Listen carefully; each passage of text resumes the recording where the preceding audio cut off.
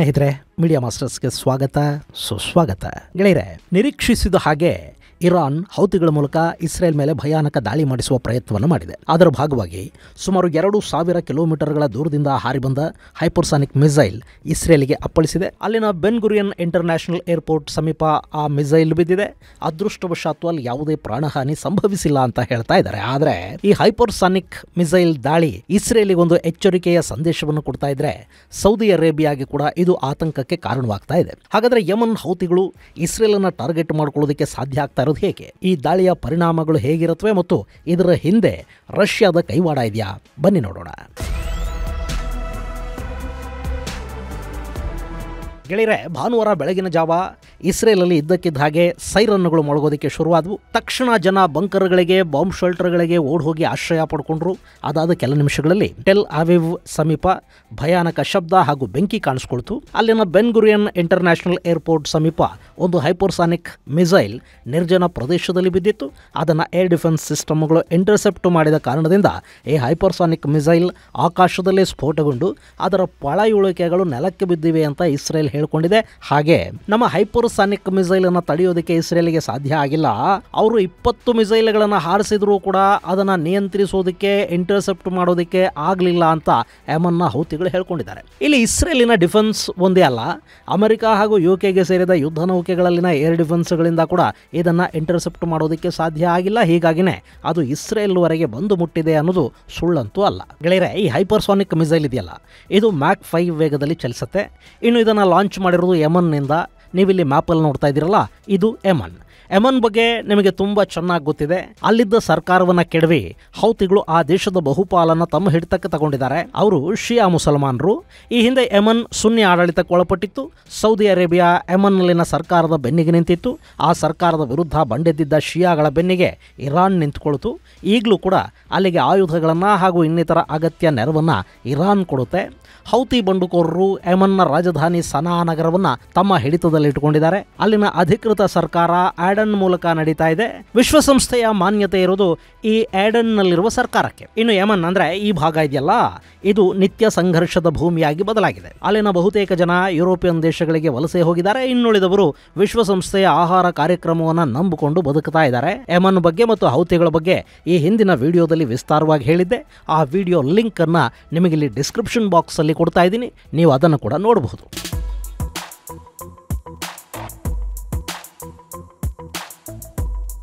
ಇನ್ನು ಇಂಥ ಯಮನ್ನಲ್ಲಿ ಕುಳಿತಿರುವ ಹೌತಿ ಬಂಡುಕೋರರು ಆಗಾಗ ಸೌದಿ ಅರೇಬಿಯಾದ ಮೇಲೆ ಕೂಡ ಡ್ರೋನ್ ಹಾಗೂ ಮಿಸೈಲ್ ದಾಳಿಯನ್ನು ಮಾಡ್ತಾ ಇರ್ತಾರೆ. ಈ ಹಿಂದೆ ಯಮನ್ ಬಂಡುಕೋರರ ವಿರುದ್ಧ ಹೋರಾಟ ಮಾಡೋದಕ್ಕೆ ಸೌದಿಗೆ ಅಮೆರಿಕ ಆಯುಧಗಳನ್ನು ಕೊಡ್ತಾ ಇತ್ತು. ಆದರೆ ಬಿಡನ್ ಸರ್ಕಾರ ಬಂದ ನಂತರ ಸೌದಿ ಹಾಗೂ ಅಮೆರಿಕಾದ ಸಂಬಂಧಗಳು ಕೆಟ್ಟಿವೆ. ಹೀಗಾಗಿ ಈ ಹಿಂದಿನಷ್ಟು ಅಮೆರಿಕಾದ ಆಯುಧ ನೆರವು ಸೌದಿ ಅರೇಬಿಯಾಗೆ ಸಿಗ್ತಾ ಇಲ್ಲ. ಇನ್ನು ಅಮೆರಿಕ ಹಾಗೂ ಸೌದಿ ನಡುವಿನ ವೈಮನಸ್ಸನ್ನ ಬಳಸಿಕೊಂಡು ಚೈನಾ ಸೌದಿ ಹಾಗೂ ಇರಾನ್ ನಡುವೆ ಸಂಧಾನ ಮಾಡಿಸುವ ಪ್ರಯತ್ನವನ್ನ ಮಾಡಿತ್ತಾದರೂ ಅಲ್ಲಿ ಶಿಯಾ ಸುನ್ನಿಗಳು ಸಂಪೂರ್ಣವಾಗಿ ಸಂಧಾನಕ್ಕೆ ಒಪ್ಪಿಲ್ಲ. ಹೀಗಾಗಿ ಅದು ಕೂಡ ಪೂರ್ಣಗೊಂಡಿಲ್ಲ. ಇದಿಷ್ಟು ಯಮನ್, ಸೌದಿ ಅರೇಬಿಯಾ ಹಾಗೂ ಇರಾನ್ ಬಗ್ಗೆ ನಿಮಗೆ ಗೊತ್ತಿರಬೇಕಾದ ಮಾಹಿತಿ. ಇನ್ನು ಈ ಯಮನ್ ಬಂಡುಕೋರರಿದ್ದಾರೆ ನೋಡಿ, ಇಸ್ರೇಲ್ ಗಾಜಾದ ಮೇಲೆ ದಾಳಿಯನ್ನು ಆರಂಭಿಸಿದ ದಿನದಿಂದ ಇವರು ಇಸ್ರೇಲ್ ವಿರುದ್ಧ ಬೆಂಕಿ ಕಾರ್ತಾ ಇದ್ದಾರೆ. ಆದರೆ ಇಸ್ರೇಲ್ ಎಷ್ಟು ದೂರ ಇದೆ ಅಂದ್ರೆ ಯಮನ್ ಬಳಿಯಲ್ಲಿನ ಮಿಸೈಲ್ ಹಾಗೂ ಡ್ರೋನ್ಗಳು ಇಸ್ರೇಲ್ ಅನ್ನು ತಲುಪೋದಕ್ಕೆ ಸಾಧ್ಯ ಇಲ್ಲ ಅಂತ ಭಾವಿಸಲಾಗಿತ್ತು. ಈ ಹಿಂದೆ ಯಮನ್ ಬಂಡುಕೋರರು ಹಾರಿಸಿದ್ದ ಮಿಸೈಲ್ ಇಲಾತ್ ಬಂದರು ನಗರದವರೆಗೆ ಬಂದಿತ್ತು ಮತ್ತು ಅದನ್ನು ಕೂಡ ಅಲ್ಲಿ ನ್ಯೂಟ್ರಲೈಸ್ ಮಾಡಲಾಗಿತ್ತು. ಇಲ್ಲಿ ನೀವು ನೋಡ್ತಾ ಇದ್ದೀರಲ್ಲ, ಇದು ಇಲಾತ್ ಬಂದರು ನಗರ. ಇನ್ನು ಯಮನ್ನಿಂದ ಬರುವ ಮಿಸೈಲ್ಗಳು ಕೆಂಪು ಸಮುದ್ರದ ಮೂಲಕ ಬರಬೇಕು. ಅಲ್ಲಿ ಅಮೆರಿಕ ಹಾಗೂ ಬ್ರಿಟನ್ನ ಯುದ್ಧ ನೌಕೆಗಳು ನಿಂತಿವೆ. ಈ ಭಾಗದಲ್ಲಿ ಸಂಘರ್ಷ ಶುರುವಾದ ನಂತರ ಹೌತಿ ಬಂಡುಕೋರರು ಕೆಂಪು ಸಮುದ್ರದಲ್ಲಿ ಸಂಚರಿಸುವ ವ್ಯಾಪಾರಿ ಹಡಗುಗಳನ್ನ ಟಾರ್ಗೆಟ್ ಮಾಡ್ಕೊಳ್ಳೋದಕ್ಕೆ ಶುರು ಮಾಡಿದ್ರು ನೋಡಿ. ಅಲ್ಲಿ ವ್ಯಾಪಾರಿ ಹಡಗುಗಳಿಗೆ ಹಾಗೂ ಇಸ್ರೇಲಿಗೆ ರಕ್ಷಣೆ ಕೊಡೋದಕ್ಕೆ ಅಮೆರಿಕದ ಯುದ್ಧ ನೌಕೆಗಳು ಬಂದು ನಿಂತುಕೊಂಡವು. ಹೀಗಾಗಿ ಯಮನ್ ಈ ಭಾಗದಲ್ಲಿ ಏನೇ ಅನ್ಮ್ಯಾನ್ಡ್ ಏರಿಯಲ್ ವೆಹಿಕಲ್ಗಳನ್ನು ಹಾರಿಸಿದ್ರು ಅದನ್ನು ಈ ಯುದ್ಧ ನೌಕೆಗಳ ಏರ್ ಡಿಫೆನ್ಸ್ ಸಿಸ್ಟಮ್ ಹೊಡೆದು ಹಾಕತ್ತೆ. ಆದರೆ ಮೊನ್ನೆ ಇದೆಲ್ಲವನ್ನ ದಾಟಿಕೊಂಡು 2 ಬಾರಿ ಹೌತಿಗಳು ಇಸ್ರೇಲನ್ನು ತಲುಪೋದಕ್ಕೆ ಸಾಧ್ಯ ಆಗಿದೆ. ಕಳೆದ ಜೂನ್ ತಿಂಗಳಲ್ಲಿ ಹೌತಿಗಳ ಡ್ರೋನ್ ಇಸ್ರೇಲಿನ ಟೆಲ್ ಅವೀವ್ ಮೇಲೆ ದಾಳಿ ಮಾಡ್ತು. ಅದರಲ್ಲಿ ಒಬ್ಬ ವ್ಯಕ್ತಿ ಸಾವಿಗೀಡಾದರೆ 4 ಮಂದಿ ಗಾಯಗೊಂಡಿದ್ರು. ಅದಕ್ಕೆ ಪ್ರತೀಕಾರವಾಗಿ ಇಸ್ರೇಲ್ ಯೆಮನ್ನ ಹೌತಿಗಳ ಸೇನಾ ನೆಲೆ ಅಂತ ಗುರುತಿಸಿಕೊಳ್ಳುವ ಹೊದೈದಾ ಬಂದರಿನ ಮೇಲೆ ದಾಳಿ ಮಾಡ್ತು. ಆ ದಾಳಿಯಲ್ಲಿ 6 ಮಂದಿ ಸಾವಿಗೀಡಾದರೆ ಸುಮಾರು 80 ಮಂದಿ ಗಾಯಗೊಂಡಿದ್ರು. ಅವತ್ತು ಈ ದಾಳಿಗೆ ಪ್ರತೀಕಾರ ಹೇಳ್ತೀವಿ ಅಂತ ಹೌತಿಗಳು ಅಬ್ಬರಿಸಿದ್ರು. ಈಗ ಆ ಪ್ರತೀಕಾರವನ್ನ ಇಸ್ರೇಲ್ ನೋಡಬೇಕಾಗಿ ಬರ್ತಾ ಇದೆ. ಹೌತಿಗಳು ಹಾರಿಸಿದ ಹೈಪರ್ಸಾನಿಕ್ ಮಿಸೈಲ್ ಸುಮಾರು 11.5 ನಿಮಿಷಗಳ ಒಳಗೆ ಇಸ್ರೇಲ್ನ ಟೆಲ್ ಅವೀವ್ ಅನ್ನು ತಲುಪಿದೆ ಅಂತ ಹೌತಿಗಳು ಹೇಳ್ತಾ ಇದ್ದಾರೆ. ಇಲ್ಲಿ ಆಶ್ಚರ್ಯಕರ ವಿಷಯ ಅಂದ್ರೆ ಈ ಹೈಪರ್ಸಾನಿಕ್ ವೇಗವನ್ನು ಇಂಟರ್ಸೆಪ್ಟ್ ಮಾಡೋದಕ್ಕೆ ಕೆಂಪು ಸಮುದ್ರದಲ್ಲಿನ ಅಮೆರಿಕ ನೌಕೆಗಳಿಗೆ ಸಾಧ್ಯ ಆಗಿಲ್ಲ ಅನ್ನೋದು. ಹಾಗೆ ಇಸ್ರೇಲಿನ ಐರನ್ ಡೂಮ್, ಆರೋ 3ಗಳು ಕೂಡ ಇದನ್ನ ಏನೂ ಮಾಡೋದಕ್ಕೆ ಸಾಧ್ಯವಾಗಿಲ್ಲ ಅಂತ ಯಮನ್ ಹೇಳ್ಕೊಳ್ತಾ ಇದೆ. ಇಲ್ಲ, ನಾವು ಅದನ್ನ ಇಂಟರ್ಸೆಪ್ಟ್ ಮಾಡಿದ್ವಿ, ಅದರ ಪರಿಣಾಮನೇ ಆ ಮಿಸೈಲು ಜನವಸತಿ ಇಲ್ಲದ ಪ್ರದೇಶದಲ್ಲಿ ಬಿದ್ದಿದೆ ಮತ್ತು ಯಾವುದೇ ಸಾವು ನೋವುಗಳಿಗೆ ಕಾರಣವಾಗಿಲ್ಲ, ಅದು ಗುರಿ ಮುಟ್ಟದ ಹಾಗೆ ಆರೋ 3 ತಡೆದಿದೆ ಅಂತ ಇಸ್ರೇಲ್ ಹೇಳ್ಕೊಳ್ತಾ ಇದೆ. ಇದರ ಜೊತೆಗೆ ಅಂದರೆ ಈ ಮಿಸೈಲ್ ದಾಳಿಯ ಸಂದರ್ಭದಲ್ಲೇ ಲೆಬನಾನ್ನಿಂದ ಹೆಜ್ಬುಲ್ಲಾಗಳು ಕೂಡ ಸತತವಾಗಿ 40 ರಾಕೆಟ್ಗಳನ್ನು ಇಸ್ರೇಲ್ ವಿರುದ್ಧ ಹಾರಿಸಿದ್ದಾರೆ ಅಂತ ಹೇಳಲಾಗ್ತಾ ಇದೆ.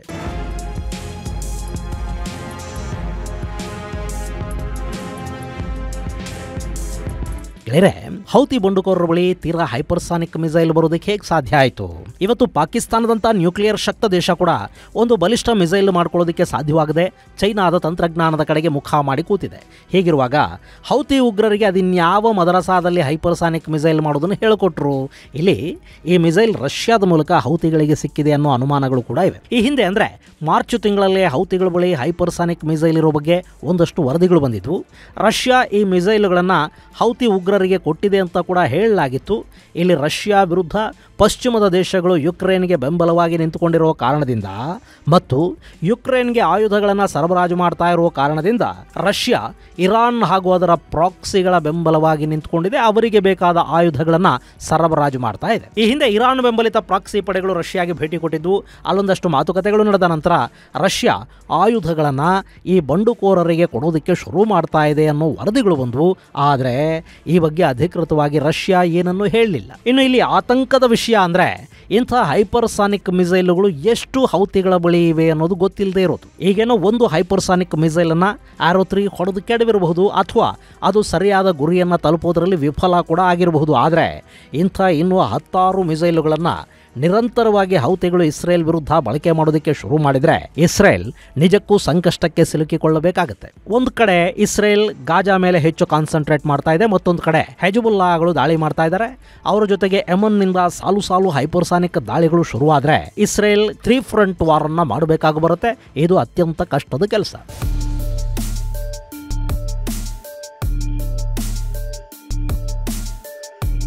ಇನ್ನು ಈ ದಾಳಿಯ ನಂತರ ಸೌದಿ ಅರೇಬಿಯಾ ಕೂಡ ಒಂದಷ್ಟು ಆತಂಕ ಹಾಗೂ ಅಸಮಾಧಾನಗಳನ್ನು ವ್ಯಕ್ತಪಡಿಸ್ತಾ ಇದೆ.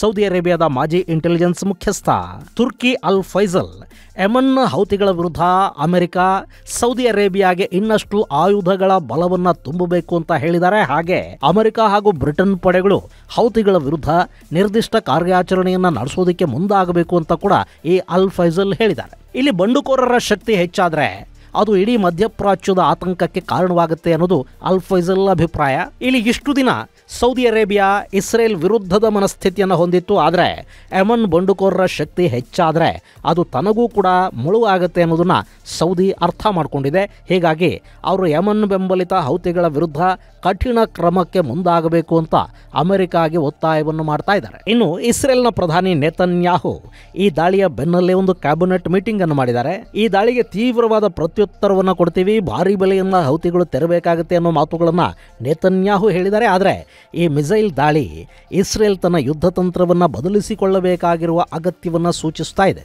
ಇಲ್ಲಿ ಶಾರ್ಟ್ ರೇಂಜ್ ಮಿಸೈಲ್ಗಳು, ರಾಕೆಟ್ಗಳಿಂದ ರಕ್ಷಣೆ ಕೊಡುವ ಐರನ್ ಡೋಮ್ ಜೊತೆಗೆ ಅವರು ತಮ್ಮ ಏರ್ ಡಿಫೆನ್ಸ್ ಸಿಸ್ಟಮ್ ಅನ್ನ ಮತ್ತಷ್ಟು ಹೆಚ್ಚು ಬಲಪಡಿಸಿಕೋಬೇಕಾಗಿದೆ. ಜೊತೆಗೆ ಇಲ್ಲಿ ಲೆಬನಾನ್ ಗಡಿಯ ಮೂಲಕ ಕೂಡ ಹೌತಿಗಳು ಇಸ್ರೇಲ್ ಅನ್ನ ಟಾರ್ಗೆಟ್ ಮಾಡಿಕೊಳ್ಳೋ ಸಾಧ್ಯತೆಗಳಿವೆ. ಅಲ್ಲಿ ಹೌತಿಗಳು, ಹೆಜ್ಬುಲ್ಲಾ ಹಾಗೂ ರೆಸಿಸ್ಟೆನ್ಸ್ ಫೋರ್ಸ್ ಪಡೆಗಳು ಒಂದುಗೂಡಿ ಲೆಬನಾನ್ ದಕ್ಷಿಣ ಭಾಗದ ಮೂಲಕ ಇಸ್ರೇಲ್ ಮೇಲೆ ದಾಳಿ ಮಾಡುವ ಪ್ರಯತ್ನಗಳನ್ನು ಮಾಡ್ತಾ ಇವೆ. ಅದಕ್ಕಾಗಿ ಈಗಾಗಲೇ ಒಂದಷ್ಟು ಹೌತಿ ಪಡೆಗಳು ಲೆಬನಾನ್ಗೆ ಬಂದಿವೆ ಅನ್ನೋ ಮಾಹಿತಿ ಕೂಡ ಇದೆ. ಇನ್ನು ಹೌತಿಗಳ ವಿಷಯದಲ್ಲಿ ಅಮೆರಿಕ ಹಾಗೂ ಬ್ರಿಟನ್ಗಳ ಮುಂದಿನ ನಡೆ ಹೇಗಿರುತ್ತೆ ಅನ್ನೋದನ್ನ ಕಾದು ನೋಡಬೇಕು. ಹಾಗೆ ಹೌತಿಗಳಿಗೆ ರಷ್ಯಾ ಆಯುಧ ಸರಬರಾಜು ಮಾಡಿದೆ ಅನ್ನೋದು ಇಸ್ರೇಲ್ ಹಾಗೂ ರಷ್ಯಾ ಸಂಬಂಧಗಳ ಮೇಲೆ ಯಾವ ಪರಿಣಾಮವನ್ನು ಬೀರುತ್ತೆ ಅನ್ನೋದನ್ನು ಕೂಡ ಕಾದು ನೋಡಬೇಕಿದೆ. ಯಾಕೆಂದ್ರೆ ಇದುವರೆಗೆ ರಷ್ಯಾ ಹಾಗೂ ಇಸ್ರೇಲ್ ನೇರ ಕದನಕ್ಕೆ ಎಲ್ಲೂ ನಿಂತಿಲ್ಲ. ಸಿರಿಯಾದಲ್ಲಿ ಪರಸ್ಪರ ವಿರೋಧಿ ಬಣಗಳಾಗಿದ್ರೂ ಕೂಡ ರಷ್ಯಾ ಇಸ್ರೇಲ್ ನಡುವೆ ದಾಳಿಗಳು, ಸಂಘರ್ಷ ಇಂಥದ್ದು ಎಲ್ಲೂ ಆಗಲಿಲ್ಲ. ಇನ್ನು ಯುಕ್ರೇನ್ಗೆ ಕೂಡ ಇಸ್ರೇಲ್ ಅಂತ ಹೆಚ್ಚಿನ ಆಯುಧಗಳನ್ನು ಕೊಡೋ ಕೆಲಸಕ್ಕೂ ಹೋಗಿರಲಿಲ್ಲ.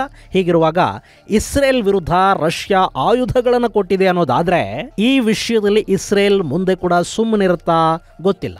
ಇದು ಗೆಳೆಯರೆ ಇಸ್ರೇಲ್ ಮೇಲೆ ಹೈಪರ್ಸಾನಿಕ್ ಮಿಸೈಲ್ ದಾಳಿ ಹಾಗೂ ಅದರಿಂದ ಉಂಟಾಗ್ತಾ ಇರೋ ಆತಂಕಕ್ಕೆ ಸಂಬಂಧಪಟ್ಟ ಒಂದಷ್ಟು ಮಾಹಿತಿ. ಮುಂದಿನ ಸಂಚಿಕೆಯಲ್ಲಿ ಮತ್ತಷ್ಟು ವಿಶೇಷಗಳ ಜೊತೆ ಮತ್ತೆ ಭೇಟಿಯಾಗೋಣ. ಅಲ್ಲಿವರೆಗೆ ಜೈ ಹಿಂದ್, ಜೈ ಕರ್ನಾಟಕ.